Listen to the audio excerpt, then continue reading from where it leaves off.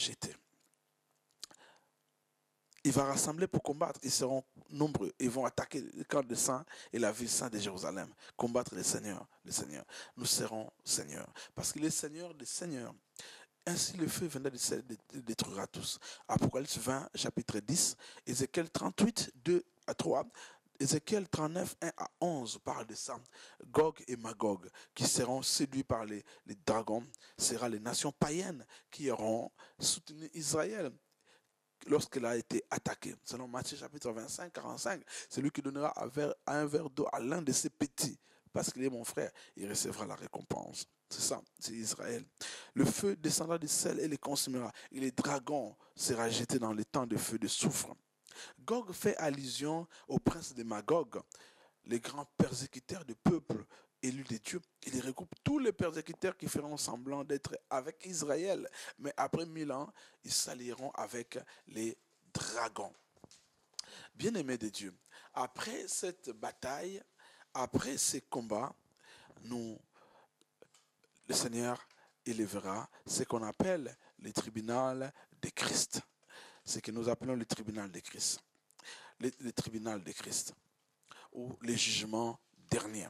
Les jugements derniers, après que le diable fut jeté dans les temps ardents de feu et de soufre, nous passerons ce que l'Apocalypse 20 du chapitre 11 et le chapitre 20 du verset 11 à 15 parle du jugement dernier.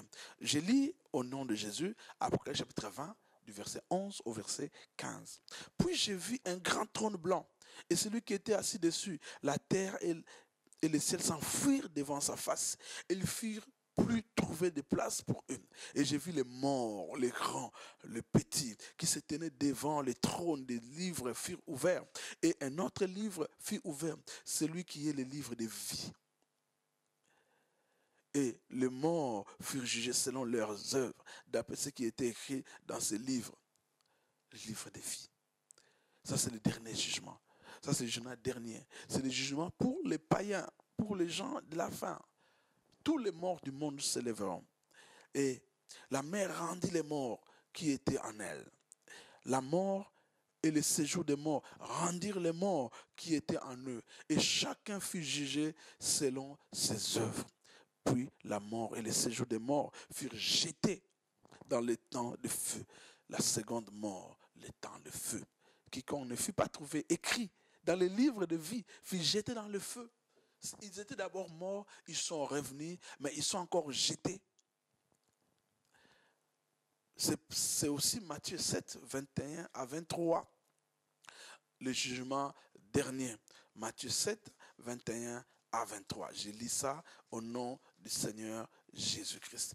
Il est écrit ceci. Ceux qui me disent Seigneur, Seigneur, n'entreront pas tous dans les royaumes des cieux, mais celui qui fait la volonté de mon Père qui est dans les cieux. Plusieurs me diront en ces jours-là, Seigneur, n'avons-nous pas prophétisé en ton nom? N'avons-nous pas chassé les démons en ton nom? Je leur dirai, n'avons-nous pas fait beaucoup de miracles en ton nom? Je leur dirai ouvertement, je ne vous ai jamais connu, retirez-vous de moi, vous qui commettez l'iniquité.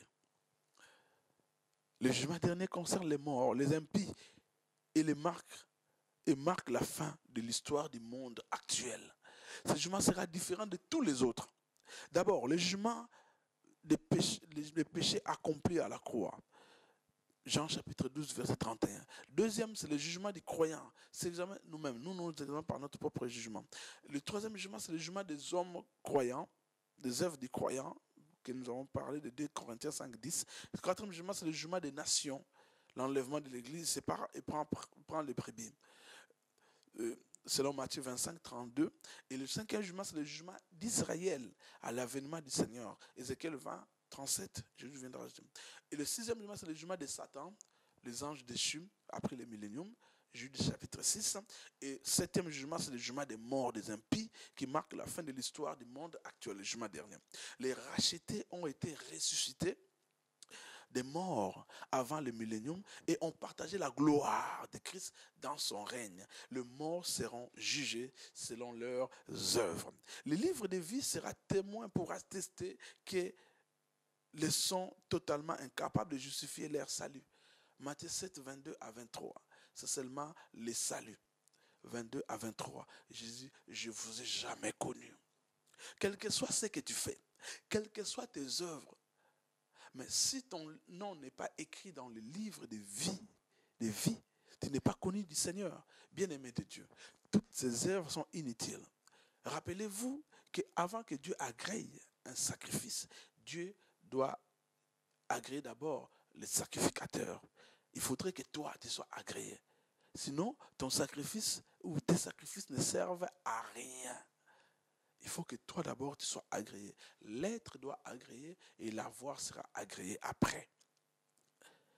Les morts sortiront de partout.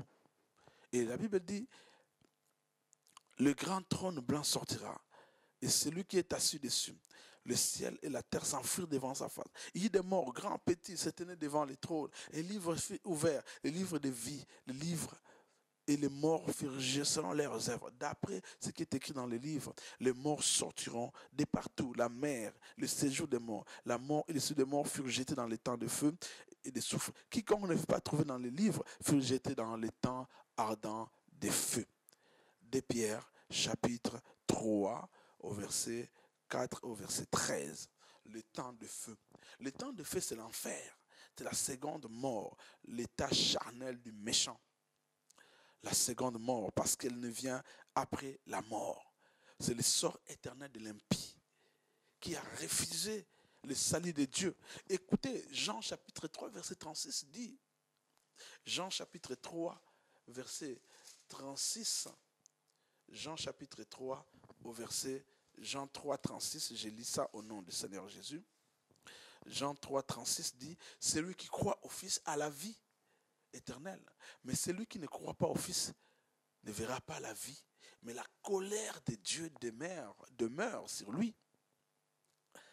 C'est la mort éternelle, la séparation totale avec Dieu. Il faut noter néanmoins que ce n'est pas l'anéantissement total, mais tu vis, mais dans la mort, dans l'oubli, Dieu ne se souvient plus de toi. Quels que soient tes cris, quelles que soient tes larmes, quel que soit tout ce que tu vas faire, Dieu ne regardera pas.